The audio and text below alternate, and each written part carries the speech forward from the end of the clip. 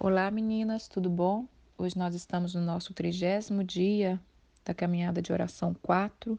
Hoje é 20 de maio de 2019, hoje é segunda-feira. O tema de hoje é a porta das ovelhas, porta do seu sacrifício. O texto-chave está em Neemias capítulo 3, versículo 1. Eu quero desejar a todas uma semana de vitória, que nós possamos assim ter uma semana de libertação, de força, de visão, de restauração da parte do Senhor, né? Nós vamos estar falando sobre as portas, as 12 portas, e a porta de hoje é a primeira porta que está no capítulo 3 do livro de Neemias, no versículo 1. Então se levantou Eliasiabe, o sumo sacerdote, juntamente com seus irmãos, os sacerdotes, e edificaram a porta das ovelhas, a qual consagraram, lhe assentaram e consagraram até a torre do Sem, até a torre de Ananel. Irmãs, então nós falamos dessas 12 portas que havia em Jerusalém, que estavam queimadas e que isso estava levando, né? Estava não, já tinha trazido toda a destruição sobre Jerusalém, mas essas portas queimadas, abertas, né? Qualquer um podia entrar e estava ali cada vez mais destruindo aquela cidade. E o Senhor quer que a gente tenha essa atenção para a nossa vida e a gente comece a observar as portas da nossa vida que precisa ser restaurada. E a primeira delas é essa porta das ovelhas. A porta das ovelhas, ela vai representar para nós a porta do nosso sacrifício, da nossa disciplina diária, de tudo isso que eu venho falando, né, nos devocionais, da gente tomar as rédeas da nossa vida, da gente começar a colocar o Senhor em cada pequeno ponto da nossa vida, da gente ter dias assim que a gente vá dedicar mesmo a nossa vida ao Senhor. A porta das ovelhas em Israel, elas representava a porta por onde passava realmente as ovelhas para serem consagradas ali no templo. Então essa porta ela fala dessa área da nossa vida. E não tem como nós consagrarmos, edificarmos, reedificarmos as outras 11 portas se a gente não começar por essa. Se nós não pegarmos a primeira porta, né, que nós vamos acertar ali, consertar, ver o que está precisando, né, trocar os marcos, trocar talvez a porta, trocar a fechadura. Se nós não pegarmos a primeira, que é a nossa área espiritual, que é a nossa vida espiritual, não tem como a gente ser bem-sucedida nas outras, porque é o que Jesus disse: sem mim nada podeis fazer, né? Então essa porta ela precisa ser restaurada. E ela é a primeira que nós precisamos pegar mesmo, firme. É o que eu venho falando nos devocionais. Nós já estamos na quarta caminhada, isso já vem 2 anos, né, que estamos aí caminhando. É isso que eu venho incentivando a cada dia e cada vez mais eu vejo o quão importante nós temos que dar atenção para a nossa vida espiritual. E essa porta das ovelhas, por onde passava realmente as ovelhas para serem sacrificadas no templo, nós queremos ler aqui agora João capítulo 7, João capítulo 10, versículo 7. Olha que tremendo, como que a palavra de Deus ela é maravilhosa, né? Ela se completa, ela nos ensina e ela é maravilhosa. Então, em João capítulo 10, versículo 7 ao versículo 10, fala assim: Tornou, pois, Jesus a dizer-lhe: em verdade vos digo, eu sou a porta das ovelhas. Todos quanto vieram antes de mim são ladrões e salteadores, mas as ovelhas não os ouviram. Eu sou a porta. Se alguém entrar a casa, o filho entrará e sairá e achará pastagem. Ladrão não vem senão para roubar, matar e destruir. Eu vim para que tenha vida e tenha em abundância. Então, nós estamos falando dessa porta das ovelhas que existia em Jerusalém. Por ela se passava as ovelhas que iam ser sacrificadas no templo. Mas Jesus, ele mesmo disse: Eu sou a porta das ovelhas. Passem por mim, né? Venham até a mim.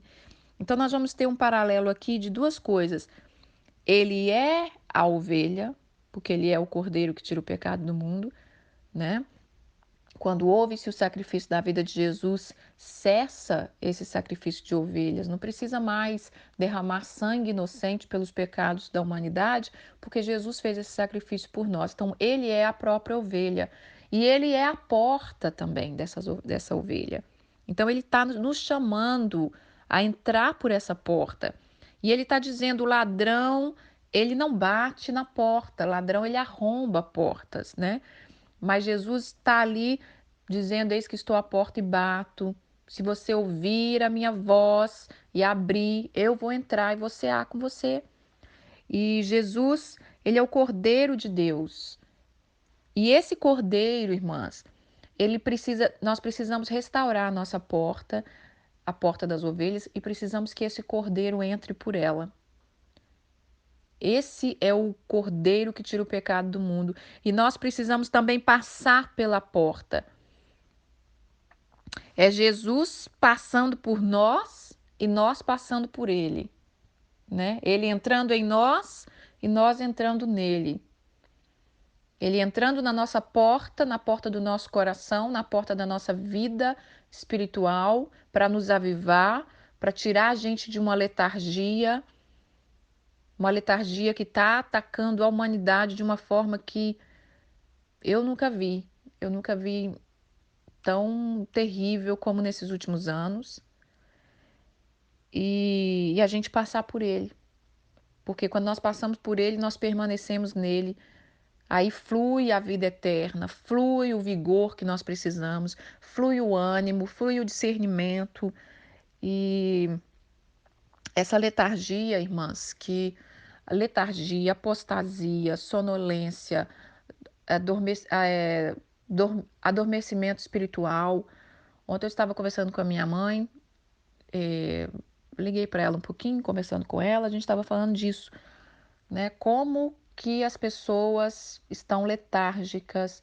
Eu já falei muito da minha mãe nos devocionais. Ela é uma mulher muito forte, muito guerreira, apesar de tanta luta, apesar de tanta dificuldade que ela já passou, apesar do pouco estudo, da pouca instrução, em 42 anos de vida, ela se mantém de pé, ela se mantém com a mesma visão de que tem que ser firme, de que temos que nos levantar, de que temos que vencer a nós mesmos. Ela consegue passar isso para a gente. E hoje eu vejo o quanto isso é importante, o quanto isso é importante, né? E ela estava falando disso, dessa letargia, né? Que às vezes a gente está ali, o inimigo está deitando e rolando na vida da gente, as portas queimadas, aquilo que eu falei ontem, a gente correndo de um lado para o outro, entrou um inimigo aqui nessa porta, aí você fica naquela batalha espiritual, aí parece que melhorou um tiquinho, você vai para outra porta e vira aquela. Ao invés de você sentar com o mestre, dizer: Senhor, aqui está minha vida, aqui tá minha cidade, me ajude a restabelecer essas portas, restaurar essas portas, fechar essas portas, porque até quando nós vamos ficar correndo atrás de coisas, de inimigo que está entrando, fazendo arruaça, porque nós não tomamos as rédeas, não colocamos os novos marcos, as novas portas, a nova fechadura. E, e essa área da nossa vida, que é a área espiritual, né? Que se a minha mãe tem conseguido estar de pé até hoje, no auge dos seus 63 anos, 62 eu acho, né? Mas que ela vai fazer. Se ela tem conseguido, é a fé. É a fé. Mesmo com pouco entendimento, a fé tem fortalecido. E eu estava me lembrando, né? Uma coisa que eu lembro muito da minha mãe desde criança é essa força, essa fé. Uma mulher que Eu nunca vi minha mãe com preguiça, eu nunca vi minha mãe dizer que tá com preguiça. De vez em quando aqui no devocional eu falo, né? Ah, irmãs, hoje tá uma preguicinha. Nunca vi minha mãe falar isso, nunca vi minha mãe prostrada com preguiça. Se ela deitou algum dia porque ela realmente estava doente, é lógico que eu até tento ensinar para ela, mãe, descansa um pouco mais, né? É, descansa um pouquinho mais, você merece também. Mas é da natureza dela e eu vejo que isso é da fé também. Eu lembro quando ela ganhou o sexto filho, presta atenção no que eu estou falando, irmãos, o sexto filho, não era o primeiro, não era o segundo, não era o terceiro, era o sexto filho, no auge dos seus 40 anos. Eu já estava casada quando ela ganhou meu irmão, e ela ganhou, tipo, acho que num domingo, e eu fui lá numa segunda ou terça-feira para visitar ela na minha casa, na casa dela. E quando eu cheguei, quando eu estou chegando, entrando no quintal, havia um tanque assim, perto da porta da sala. E quando eu fui chegando, a cena que eu vi, né? Meu irmão, a caçulinha já tinha 10 anos, eu já estava casada com 21 anos, e eu pensei, como é que vai ser, né? Tem tantos anos que eu não vejo minha mãe com criança. Porque quando a mais nova nasceu eu tinha 10 anos, então, né, talvez eu não botei muita atenção, mas agora eu já era adulta, já casada, eu pensei, como é que vai ser essa cena, né? Como é que deve estar minha mãe, ter um filho? Naquela época era considerada já uma mulher bem mais velha, 40 anos ter filho, hoje não, mas naquela época era. Então, quando eu chego, ela estava em pé, diante do tanque, lavando umas roupinhas, tranquilamente. Eu achei que eu ia chegar, encontrar ela deitada, né? E o neném estava todo já cuidadinho, tomado banho, deitadinho, a casa estava arrumada, ela estava começando a preparar o almoço. E eu falo, gente, que garra, que força, que, sabe, não tinha abatimento, não tinha andando, nunca vi minha mãe andando arrastada porque teve filho, nunca deixou de amamentar os seus filhos. E assim, eu tô falando isso, irmã, o que que tem a ver isso, irmã, né? Talvez você pergunte, o que que tem a ver isso com a porta das ovelhas? O que tem a ver é que se nós não reedificarmos a nossa fé todos os dias, se nós não colocarmos Jesus, a nossa vida espiritual, nas pequenas coisas do dia a dia, essa letargia está nos engolindo e a gente não tem força, a gente não tem ânimo, e a vida espiritual, ela precisa dessa disciplina. Ela precisa, você tem que vencer sua carne, tá? Você tem que lutar contra essa apatia, essa preguiça que tem destruído muitas mulheres, muitas mulheres. Ou quando elas pensam que estão se levantando, elas usam toda a sua força, toda a sua energia para fazer coisas que aparentemente são boas, mas que não vão levá-las a nada na hora que precisar, porque o que precisa é a nossa vida espiritual estar firmada no Senhor. Mas é uma vida espiritual não religiosa, é uma vida espiritual onde a gente passa pela porta da ovelha, que é Jesus, e ele passa pela nossa porta, e ele entra e tem liberdade para trabalhar na nossa vida. Para restaurar uma porta, nós vamos precisar de algumas coisas. Eu só vou citá-las, mas talvez lá para frente eu explico porque nós temos 12 portas para estar falando. Mas todas elas nós vamos precisar o sangue de Jesus. Lembra na Páscoa quando Deus deu a direção? Entra para sua casa, come o cordeiro, né, em família. Então, o cordeiro tem que estar dentro da nossa casa, porque quando ele entra na nossa casa, o sangue dele, já que o cordeiro ali na Páscoa foi morto para que a família comesse, era para pegar daquele sangue e passar nos umbrais dessa porta. Passando o sangue nos umbrais dessa porta, o anjo da morte não podia tocar naquela casa. Então, primeira coisa, nossa casa tem que estar guardada pelo sangue do Cordeiro. Esse sangue nós vamos usar em todas as portas, em toda a nossa vida, em todas as áreas. E aquilo que eu falei, sempre vamos ter que estar fazendo uma restauração, sempre vamos ter que estar dando uma avaliada. É como uma casa normal, a sua casa normal, de vez em quando você não tem que fazer uns reparos, não tem que fazer umas reforma, assim é a nossa vida, né? Outra coisa que precisa para uma restauração de uma porta, palavra de Deus. Lembra que eu falei da mezuzá, que é um símbolo que os judeus usam nas suas portas, com o versículo de Deuteronômio, acho que é capítulo 6, não lembro agora. E que Deus falou, né, no capítulo 6. Coloque nos umbrais da vossa porta, que a palavra de Deus esteja na nossa vida. A palavra de Deus, ela tem que estar na entrada da nossa vida, porque tudo que vai entrar pela nossa vida é como se fosse um filtro, tem que passar pela palavra de Deus, né? Passando pela palavra de Deus, pela luz da palavra de Deus, é o que vai nos dar direção se nós estamos no caminho certo ou não. Agora, se não tem palavra de Deus, se não conhece a palavra, o que entrar, entrou, né? Aquilo que entrar, você não tem discernimento, se vai ser bênção, se não vai ser. Então, nós precisamos ter o sangue de Jesus nas nossas portas, nós precisamos ter a palavra, nós precisamos ter guarda nessas portas, nós precisamos ter vigilância, precisamos ter discernimento. Por que as portas estão queimadas e destruídas? Porque lá atrás a gente abaixou a guarda, a gente não vigiou, a gente não teve vigilância, a gente não teve discernimento. Então, lá para frente, irmãs, mais para frente, depois que eu acabar de falar dessas 12 portas, mais para frente a gente fala um pouco mais dessas coisas. Mas a porta precisa ter louvores, precisa ser uma porta de gratidão, uma porta de alegria, uma porta que revela que Jesus é o Senhor daquele lugar. E nosso Deus é um Deus de alegria. Então, nesses dias, nós venhamos estar pensando nessas coisas.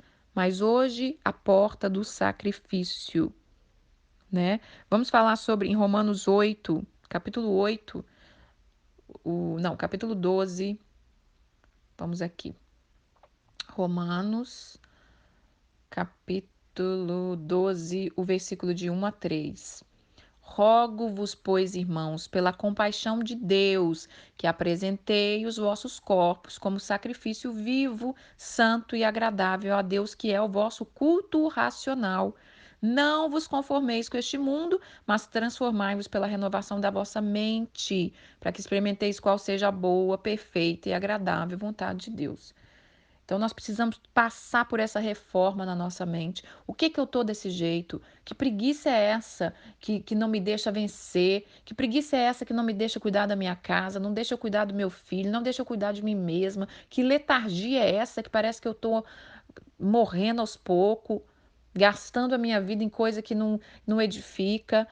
Que letargia é essa que eu não consigo ler uma Bíblia, que eu não tenho força para fazer um jejum, que eu não tenho força para levantar e fazer uma caminhada, não tenho força para ouvir um áudio? Isso tem que cair por terra, irmã. Isso aí está consumindo o ser humano, consumindo especialmente as mulheres, porque nós somos a coluna do nosso lar. Quando nós começamos a baixar a guarda, vai entrando os inimigos sorrateiramente. E depois estamos como loucas, correndo para lá e para cá, tentando repreender o espírito que entrou na vida do filho, o espírito que entrou na vida do marido, o espírito que está entrando na vida, na nossa própria vida muitas vezes. Então, hoje o Senhor quer marcar a sua vida com o sangue do Cordeiro, com a palavra, te dá vigilância, te dá discernimento. E eu quero ler Malaquias, capítulo 1, muito forte esse texto, tá? Eu vou ler para terminar. A Bíblia fala assim: o filho honra o pai e o servo o seu senhor.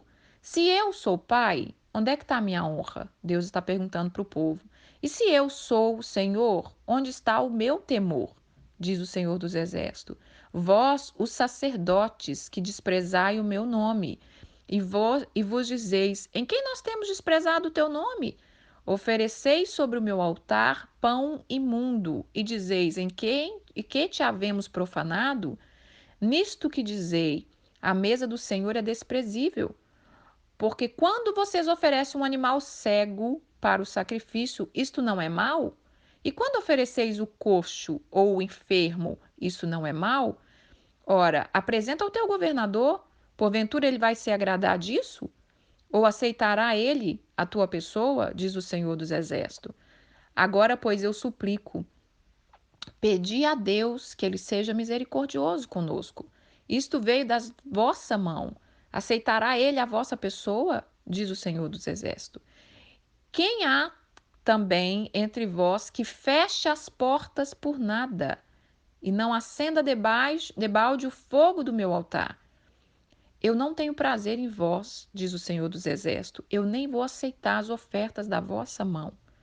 Mas desde o nascente do sol até o poente, é grande entre os gentios o meu nome, e em todo lugar se oferece ao meu nome incenso e uma oferta pura, porque o meu nome é grande entre os gentios, diz o Senhor dos Exércitos. Mas vós o profanais, quando dizei a mesa do Senhor é impura e o seu produto, isto é, a sua comida, é desprezível.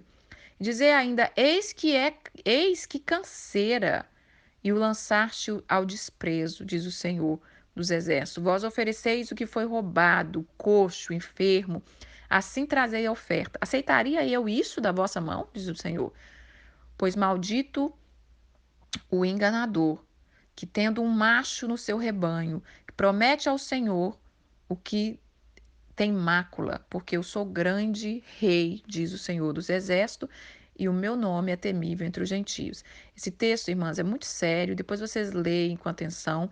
O Senhor estava muito entristecido com o povo, porque o povo estava dando um sacrifício para Deus de qualquer maneira. E não venha me dizer que depois que Jesus chegou, a gente não precisa fazer mais nada, né? Não estou dizendo que a gente vai. A Bíblia diz que Deus tem mais prazer em obediência do que sacrifício. Nós não estamos falando nessa época agora, a gente não fala de sacrifício de animais, mas a Bíblia aqui falou: rogo-vos, pois, irmãos. Paulo estava dizendo: apresentei os vossos corpos como sacrifício vivo. A Bíblia diz que sem santificação ninguém verá a Deus. Santificação é quando você se consagra a Deus todos os dias. Quando a porta dos seus olhos é fechada para aquilo que não presta, para aquilo que vai te levar para longe de Deus. Quando a porta da sua boca é fechada para aquilo que não vai te levar para perto de Deus. E aí a gente vai fechando os nossos ouvidos, fechando os nossos olhos para aquilo que é mal, para aquilo que é impuro, para aquilo que vai te afastar da presença de Deus. Então aqui estava dizendo que o povo estava levando para ele sacrifício coxo. Ele falou: maldito seja o homem que tem um animal bom em casa e estava trazendo para mim um doente, o coxo, achando que está enganando a Deus. Ah, vamos levar esse aqui mesmo que não vai vender, não presta para nada mesmo, vai ter que matar e dar para Deus, então vamos dar isso aqui.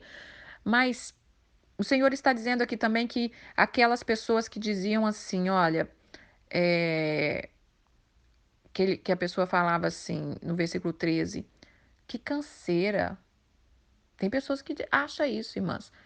Que canseira, porque se você olhar a vida espiritual, a disciplina espiritual, só como disciplina, se você não conhecer o Senhor realmente, isso realmente é uma canseira. Mas quando você conhece o Pai que te criou, o Pai que te gerou, aquele que tem feito tudo por você, te guardado, te livrado, te sustentado, tem tido misericórdia de você, mesmo que as portas estão queimadas, tem tido misericórdia, porque a destruição poderia ser muito pior e ele tem intervido e tem nos dado livramento. Por que nós vamos achar que é uma canseira? Por que nós vamos achar que é canseira orar, ler a Bíblia, louvar o Senhor, ir na casa do Senhor, estar com os irmãos? Isso é um engano do inimigo, né? Enquanto isso, a Bíblia fala que os gentios, né? Os gentios naquela época, que não era o povo de Israel, entendia que o nome do Senhor era grande, entendia a grandeza, ouvia dizer e temia a grandeza do Senhor, né? Então, assim, neste dia, irmãs, vamos tomar a nossa vida espiritual, a porta das ovelhas, a porta do nosso sacrifício como coisa séria, porque senão nós não vamos vencer. Se essa porta não for primeira restaurada, se nós não passarmos pela porta que é Jesus e não deixarmos esse cordeiro entrar por essa porta, nossa, não tem nada feito. Não vai ter jeito, você vai ficar sempre correndo cansada de um lado para o outro, sem entender as grandezas do nosso Deus. Então, é isso que eu queria falar hoje. Essa é a primeira porta. Que o Senhor venha falar conosco. Nós já estamos, já saímos da quarta semana, começamos já a quinta semana do propósito, e que nós venhamos, assim, dedicar a nossa vida ao Senhor todos os dias, mesmo que pouco a pouco. Encha-se de força, encha-se de força. Por várias vezes o Senhor diz isso para os homens na palavra, né? Deus disse para Josué, Deus disse para vários outros homens: enche de força, ser forte e corajoso. Todos os dias nós precisamos ter força, irmãs.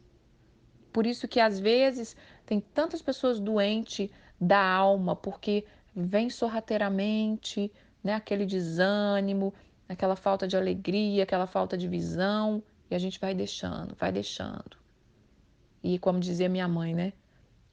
Ela diz assim: se a gente não tomar, não deixa a preguiça montar, não. Não deixa. Quando a gente estava doente, ela falava: toma remédio, tenta melhorar, mas apruma o corpo. Porque se deixar montar, já era. E é uma verdade, né? Então, e nessa época agora, de tanta tecnologia, de tanta distração, é o que tem destruído a humanidade. Porque nós não temos força nem para ir fazer uma caminhada.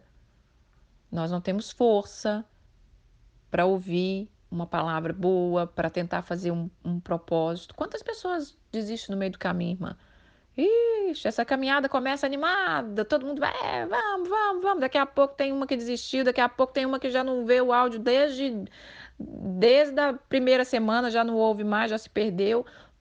Isso só serve para mostrar para a gente o quanto a letargia e o engano e a apatia e a apostasia têm entrado pelas portas da nossa vida, tá bom? Tem uma semana de vitória. A música que eu vou deixar hoje é uma música maravilhosa. Eu tentei achar ela em português, ela existe em português com uma cantora, mas eu não consegui lembrar o nome da cantora.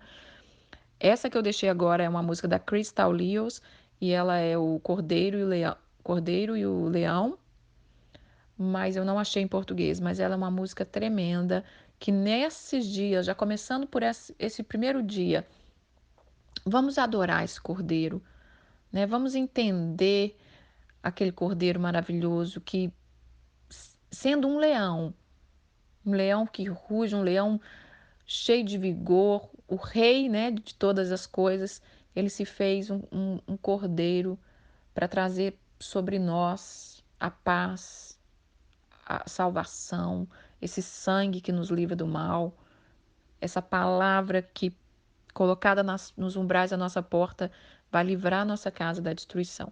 Amém? Fiquem com Deus.